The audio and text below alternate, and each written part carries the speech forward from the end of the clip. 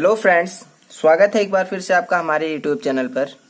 दोस्तों, आज की इस वीडियो लेक्चर में हम लोग बात करने वाले हैं इंस्ट्रूमेंटेशन एम्पलीफायर के बारे में।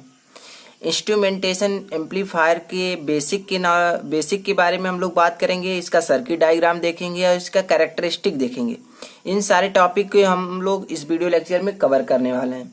तो चलिए सबसे पहले जानते हैं इसका बेसिक। इंस्ट्रूमेंटेशन एम्पलीफायर होता क्या है, इसका बेसिक।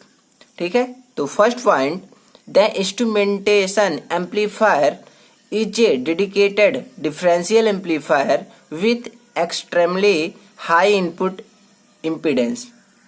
तो इंस्ट्रूमेंटेशन एम्पलीफायर एक डिफरेंशियल एम्पलीफायर होता है जिसका जो इनपुट इम्पीडेंस होता है वो हाई होता है। ठीक है, एक हाई इनपुट इम्पीडेंस का डिफरेंशियल एम्पलीफायर होता है इंस्ट्रूमेंटेशन एम्पलीफायर।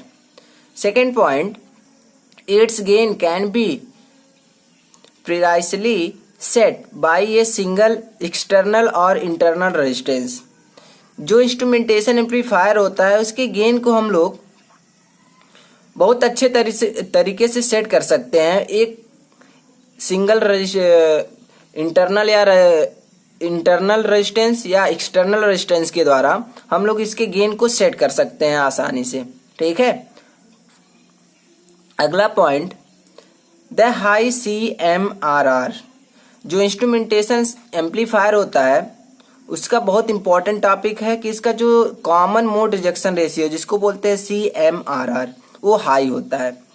तो हाई होने से क्या मतलब है कि the high CMRR helps this amplifier very useful in recovering very small signal।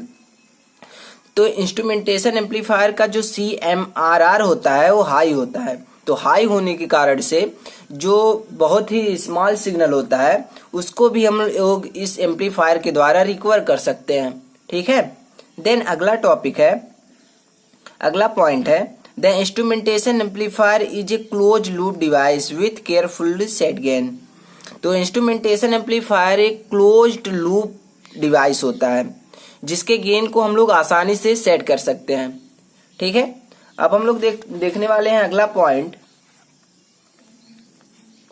This allow instrumentation amplifier to be optimised for its role as signal conditioner of low level signal in large amount of noise.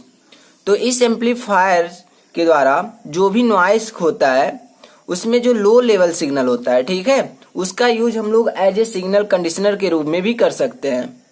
Then अगला point, it consist 2 stage. इसमें 2 stage हो सकते हैं। तो पहला stage जो होता है offers very high input impedance. जो पहला स्टेज होगा उसका जो इनपुट इम्पीडेंस होगा वेरी हाई होगा। देन जो दूसरा स्टेज होगा वो क्या होगा, differential amplifier with negative feedback. अभी हम लोग सर्किट डायग्राम देखते हैं तो अभी पता चल जाएगा कि दूसरा जो स्टेज होगा वो डिफरेंशियल एम्पलीफायर होगा विथ निगेटिव फीडबैक होगा। तो चलिए जानते हैं इसका सर्किट डायग्राम। तो यहाँ पे देख सकते हैं इंस्ट्रूमेंटेशन एम्पलीफायर का सर्किट डायग्राम है। इसमें 3 ओप एम्प का यूज किया जाता है। ओप एम्प नंबर 1, 2 और 3। 3 ओप एम्प है। इसमें जो प्लस वाला टर्मिनल है उसको बोलते हैं नॉन इन्वर्टिंग टर्मिनल और जो माइनस वाला टर्मिनल है उसको बोलते हैं इन्वर्टिंग टर्मिनल। ठीक है, देन यहाँ पे देख सकते हैं जो इसका नॉन इन्वर्टिंग टर्मिनल है यहाँ से हम लोग वोल्टेज दे रहे हैं। ठीक है, यहाँ से हम लोग सिग्नल दे रहे हैं, V1 वोल्टेज है। और जो सेकंड वाला ओप एम्प है उसका जो नॉन इन्वर्टिंग टर्मिनल है प्लस वाला, वहां पर जो सिग्नल दे रहे हैं, जो वोल्टेज दे रहे हैं, V2 है। ठीक है, अब क्या होता है कि इसको यहाँ से फीडबैक किया गया है। जो इन्वर्टिंग टर्मिनल है उसको यहाँ पे एक R रेजिस्टेंस द्वारा फीडबैक किया गया है और जो ओप एम्प 2 है उसको भी यहाँ पे R रेजिस्टेंस के द्वारा फीडबैक किया गया है। यहाँ पे देख सकते हैं एक वेरिएबल रेजिस्टेंस है RG। RG का मतलब है कि गेन से संबंधित है। इसी रेजिस्टेंस को हम लोग एडजस्ट करके इसके गेन को सेट कर सकते हैं। RG को हम लोग एडजस्ट करके इसके गेन को सेट करते हैं।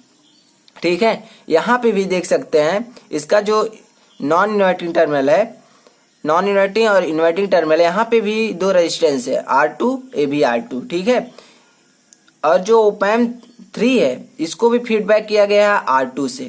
यहाँ पे देख सकते हैं एक टर्मिनल यहाँ पे सेंस टर्मिनल, यहाँ से हम लोग को टोटल आउटपुट मिलेगा और यहाँ से एक रिफरेंस टर्मिनल है जो ग्राउंड पोटेंशियल पर, ठीक है।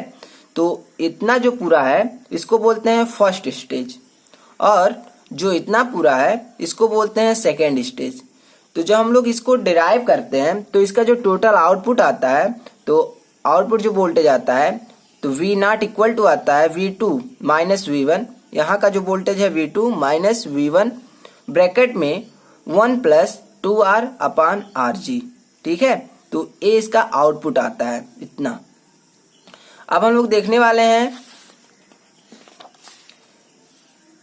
इसका जो टर्मिनल है, the second stage of instrumentation amplifier is unity gain differential amplifier. जो यहाँ पे जो सेकेंड स्टेज है वो यूनिटी गेन एम्पलीफायर है, एक प्रकार का डिफरेंशियल एम्पलीफायर, ठीक है। इसका जो गेन होगा 1 होगा, इसलिए इसको बोलते हैं यूनिटी गेन एम्पलीफायर। देन अगला point, the sense terminal gives an access to the feedback loop. Feedback loop को एक्सेस करने का काम करता है सेंस टर्मिनल। अगला point, the reference terminal allowed to establish ground potential to output, ठीक है। तो आउटपुट को ग्राउंड पोटेंशियल से कनेक्ट करने का काम करता है जो रिफरेंस टर्मिनल है। और इसका हमने बताया कि जो टोटल आउटपुट आता है V0 इक्वल टू आता है V2 माइनस V1 ब्रैकेट में 1 प्लस 2R अपान RG, ठीक है। इससे क्या पता चलता है कि जैसे हम लोग मान लेते हैं कि जो RG है, जो RG रेजिस्टेंस है उसको हम लोग डिक्रीज करते हैं, ठीक है। उसको जब हम लोग डिक्रीज करते हैं तो जो आउटपुट है, आउटपुट वोल्टेज है वो इंक्रीज हो जाता है, ठीक है। इससे यही पता चलता है। अब हम लोग देखने वाले हैं इसका कैरेक्टरिस्टिक।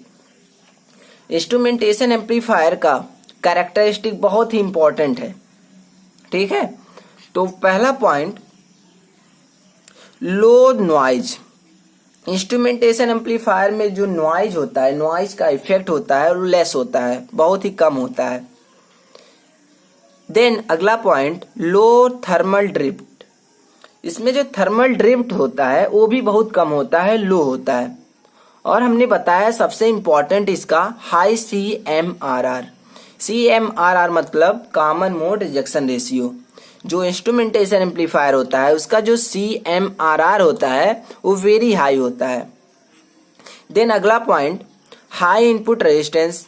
इसका जो इनपुट रेजिस्टेंस होता है हाई होता है। इनपुट रेजिस्टेंस कहें या इनपुट इम्पीडेंस कहें, बात एक ही है, ठीक है। उसका जो इनपुट इम्पीडेंस होगा वो भी हाई होगा। देन अगला पॉइंट, हाई स्लीव रेट। इसका जो स्लीव रेट होता है वो भी हाई होता है। और अगला पॉइंट, लो पावर डिसिपेशन।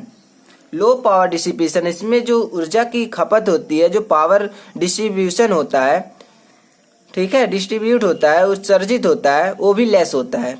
इसमें पावर लेस उत्सर्जित होता है। अगला पॉइंट, प्रिसाइज लो लेवल सिग्नल एम्पलीफिकेशन।